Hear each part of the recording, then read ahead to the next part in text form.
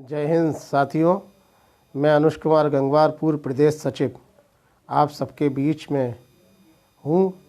Live आने का एक कारण है कि बहुत ही ज्वलंत मुद्दा है आज का, कि जिस तरीके से योगी सरकार 2017 में और उससे पहले अगर हम वृत्तांत देखें 2016 में, जिस तरीके से जोर जोर की अपने भाषणों में कहती थी कि उत्तर प्रदेश में जंगल राज कायम है, कि उत्तर प्रदेश एक जंगल बन चुका है जिसमें जंगल का जो कानून होता है वो लागू है। लेकिन उसके बाद जंगल राज था, जिस प्रदेश की हम कामना करते थे, इनसे जनता ने इनको बहुत अधिक मतों से जिताया और वोट भी दिया, बहुत सारे विधायक इनके बनाए कि ये उत्तम प्रदेश बनेगा। लेकिन उत्तम प्रदेश तो बना नहीं, बल्कि आपराधिक प्रदेश ये बन गया। लॉ एंड ऑर्डर बिल्कुल जीरो, जिसकी ये बात करते थे लॉ एंड ऑर्डर की, कि अपराधी जो लोग हैं या तो वो इस प्रदेश में अपना अपराध करना छोड़ देंगे, वरना ये प्रदेश ही छोड़ देंगे। लेकिन हुआ उसका पलट। एक तरफ से हम इनकी घटनाएं देखें तो शुरुआत में इन्होंने बनाया तो इन्होंने एंटी रोमियो स्क्वाड बनाया। एंटी रोमियो स्क्वाड के नाम पर किस कदर इन्होंने अपनी पीठ थपथपाए शुरुआत से, कि एंटी रोमियो स्क्वाड में हमने ये काम कर दिए, और जिन्हें कितने काउंटर करके इन्होंने अपनी पीठ को थपथपाया। लेकिन आज कहाँ है वो एंटी रोमियो स्क्वाड? अगर एक तरफ से हम इनका वृत्तांत देखें तो 30 मई 2019, एक साल का ही देख रहे हैं, 30 मई 2019 को अलीगढ़ में 2.5 साल की बच्ची के साथ एक रेप होता है। उसके तुरंत ही भाई 12 जून को बार एसोसिएशन की पहली अध्यक्ष तबरेज़ यादव पहली बार एसोसिएशन की जो अध्यक्ष थी, उनकी हत्या बार में ही होती है। विधिक न्यायालय में एक हत्या होना, ये कितनी जटिल समस्या है। उसके बाद ही 13 जून को मुजफ्फरनगर में एक छोटी सी बच्ची के साथ बलात्कार होता है। यहाँ तक कि पुलिस प्रशासन भी सुरक्षित नहीं है। रायबरेली में होमगार्डों पर गोलियां चलाई जाती हैं, और एक तरफ से लूट पे लूट चली जा रही है। गोरखपुर में जिस तरीके से बच्चों की हत्या हुई, आपका कानून क्या कर रहा था उस समय, कि बच्चों पे एक आप ऑक्सीजन नहीं दे पाए, ऑक्सीजन सिलेंडर उनको बच्चों को ऑक्सीजन उपलब्ध नहीं करा पाए। और आपके मंत्री जी क्या कहते हैं, आपका मंत्री का क्या बयान है उसमें, वो आप देखिए क्या उनकी सोच थी। और जिस जंगल राज के नाम पे आए थे कि उत्तर प्रदेश में जंगल राज है, वो जंगल राज बस से बदतर जंगल राज हो गया। एक तरफ से आप घटना देखेंगे, अभी हाल ही में कानपुर की एक घटना हुई कि कोरोना काल में 65 महिला संरक्षण गृह में 65 बच्चियों के साथ किस कदर 65 बच्चियों कोरोना पॉजिटिव निकला, जिसमें 2 बच्चियां जो है गर्भपात हुई और एक बच्ची को उसमें एड्स है। ये सर्वनाक स्थिति है इस देश की, जिसमें हमारी बच्चियां सुरक्षित नहीं है। संरक्षण आपका प्राप्त है उनको, क्योंकि जो बच्चियों के बयान आए वो बताया जाता है कि हमें कैसे कहाँ से कहाँ एक जगह से दूसरी जगह ले जाया जाता था।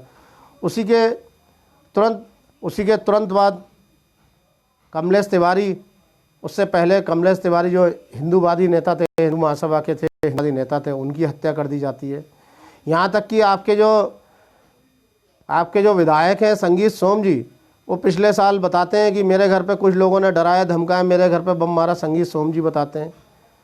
तो आपके विधायक सुरक्षित नहीं, पुलिस सुरक्षित नहीं, तो आप जनता को कैसे आश्वासन दे सकते हैं कि जनता यहाँ पे सुरक्षित देगी?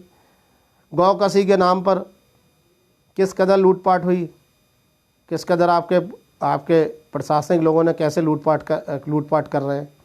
और एक तरफ आप कहते थे पुरानी सरकारों ने ये नहीं करा, लेकिन आप तो लगता है उससे भी ज़्यादा यहाँ पे आपराधिक रिकॉर्ड जो देखते हैं हम, तो आपराधिक रिकॉर्ड तो कुछ और ही बता रहे हैं कि प्रति घंटे 7 महिलाओं के साथ अत्याचार किया जाता है प्रति घंटे। बाल उत्पीड़न में भी आप नंबर 1 पे हो, दलित उत्पीड़न में भी आप नंबर 1 पे हो। जिधर भी देखते हैं उधर जो उत्तर प्रदेश है, अब उत्तर प्रदेश नाम के एक आपराधिक प्रदेश बन चुका है। अभी हाल ही में आपने देखा होगा कि कानपुर के अंदर हमारे 8 पुलिस वालों को शहीद कर दिया गया। आप ही के संरक्षण में वो काम हुआ और वो अभी तक पकड़े नहीं गए हैं आपराधिक लोग। ये कितनी बड़ी एक कितनी बड़ी एक आप पे प्रश्न चिन्ह है। जनता आपसे सवाल पूछती है कि कितना बड़ा संरक्षण था, उस पर 60 मुकदमे थे। 60 मुकदमे के बाद भी वो घूम रहा था और हमारे पुलिस जवानों को शहीद कर दिया जाता है। और आप महिला संरक्षण की बात करते हैं, बेटी पढ़ाओ बेटी बचाओ। आपका महिला संरक्षण तो हमने देख लिया कि आपका विधायक जो सेंगर था, उन्नाव की घटना सर्वनाक घटना है। उन्नाव की घटना किस कदर उसके परिवार को संरक्षण में ख़त्म किया गया, बाद में उसकी ज़िंदगी को भी आपके विधायक जी ने ख़त्म ही कर दिया। तो ये जनता आपसे सवाल मांगती है। आप महिला संरक्षण के नाम पे आपने जो वादे करे थे, बहुत हुआ महिलाओं पे अत्याचार। आपकी बार योगी सरकार, लेकिन आपका उससे पलट। आपके एक और नेता हैं चिन्मयानंद जी क्या करते हैं? क्या महिलाओं को संरक्षण दे रहे हैं? ये भी आप पे प्रश्न चिन्ह है। एक के बाद एक घटना होती है। और अभी हाल ही में हमारे बरेली में हमारे जरा सी 7-8 साल की बच्ची, नवोद बच्ची के साथ बलात्कार हुआ अलीगंज क्षेत्र में। तो बलात्कार प्रदेश ये बन चुका है और आपका प्रशासन पूरी तरह उनका साथ दे रहा है। तो आप जो है अपना इस्तीफ़ा दीजिए, गद्दी छोड़िए। और एक बात और बताते हैं आपको कि जहाँ आपके पूरे प्रदेश में भय, भ्रष्टाचार और भूख इस समय बिल्कुल चरम पर है। कोरोना काल में भय, भ्रष्टाचार और भूख पूरी तरह चरम पर है।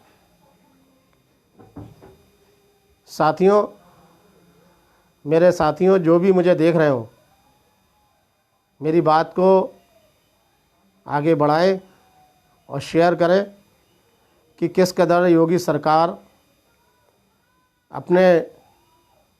अपने जो आपराधिक रिकॉर्ड है उन पे हेर फेर करके हमारे बीच में लाती है और कहती है कि देखिए अपराध कम हुआ है, लेकिन वास्तविकता इसकी बिल्कुल पलट है।